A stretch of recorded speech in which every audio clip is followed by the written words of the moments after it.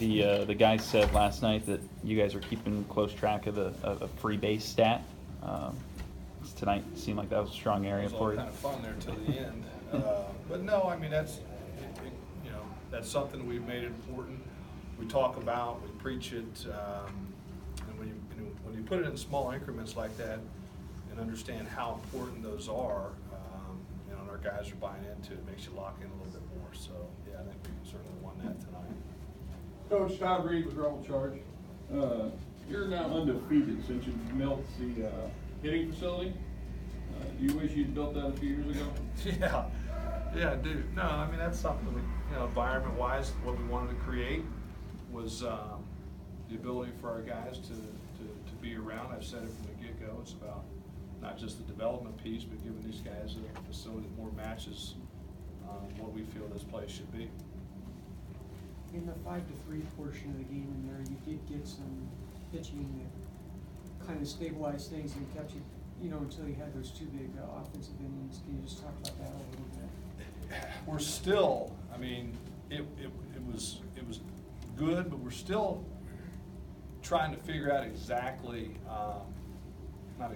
you never know exactly, but like Brazil has been better than that, and so what you're trying to do is get these guys that first experience where they get comfortable, because you want to know what you're gonna get when you put them in there. So, we had hoped to get the guys experience and still win the baseball game. I think we accomplished all of that tonight, but we're still not settled on that. I mean, I think we're set up in pretty good shape of being able to get Blake out of there because the offense stretched it out, to get Chaz out of there, because we would have ridden those guys longer if we had to.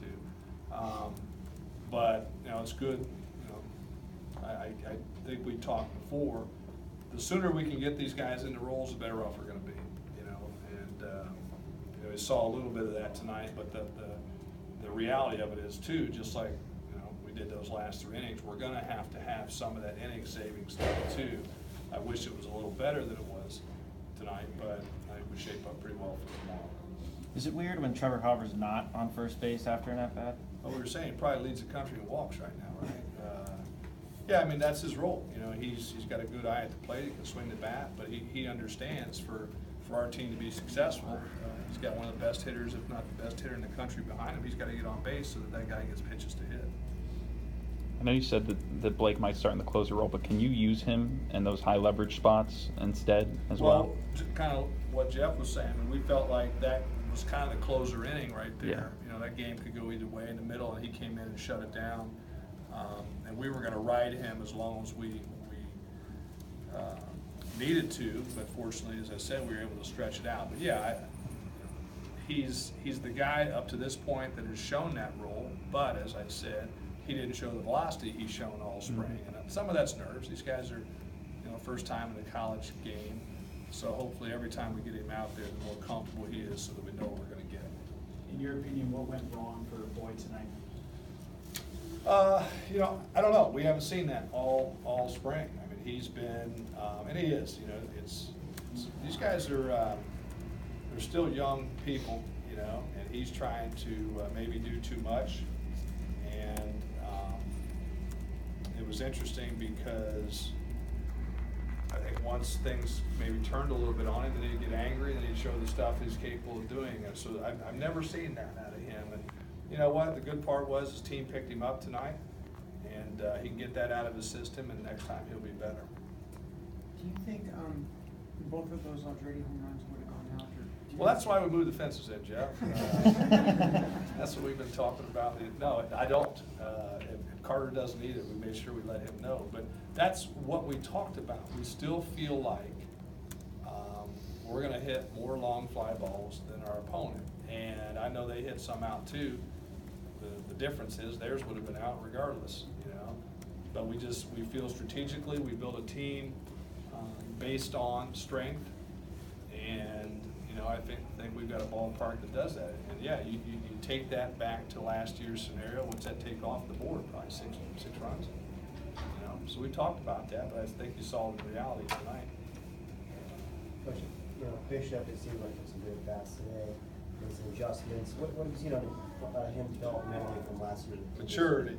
You know, and he still has a ways to go, but I think he's confident and he's comfortable in his own skin now. And he's been able to slow himself down at the plate. And you've seen enough baseball in your time traveling around the country. Young guys' tendency is the game speeds up, they try to go too fast. I think he's allowed himself to slow the game down. And, you know, he's got some of the best ability in the country. When he's able to slow that game down, he can be pretty dangerous. And it was funny because he went down 0-2 in that crucial situation. Years gone by, he probably, you know, gets over aggressive and does something. It was and Mike earlier, hitting coach, was standing off. He goes, "You watch, he's gonna leave a breaking ball up here, and he'll be ready." Sure enough, he did. So. In that fifth inning, both Alika and Workman were in full counts at the beginning of that. Their ability to manufacture stuff there, is that part of the growth? Well, I think not just all those guys. It was funny. We looked up. We're like, I mean, you look at the number of the pitches in the game. There's a lot of pitches. You know, our guys, I think, are having a really, they're doing a really good job of having mature at bats, laying off, working counts, understanding what their role is, and not just free swinging. 2 games in, I'm not going to make any, you know, great assessment on that. But up to this point, we've been very pleased with the maturity of the at bats, not just those guys, but all the way through the order. You scored 30 runs in 2 games. How do you keep the offense on this high for tomorrow?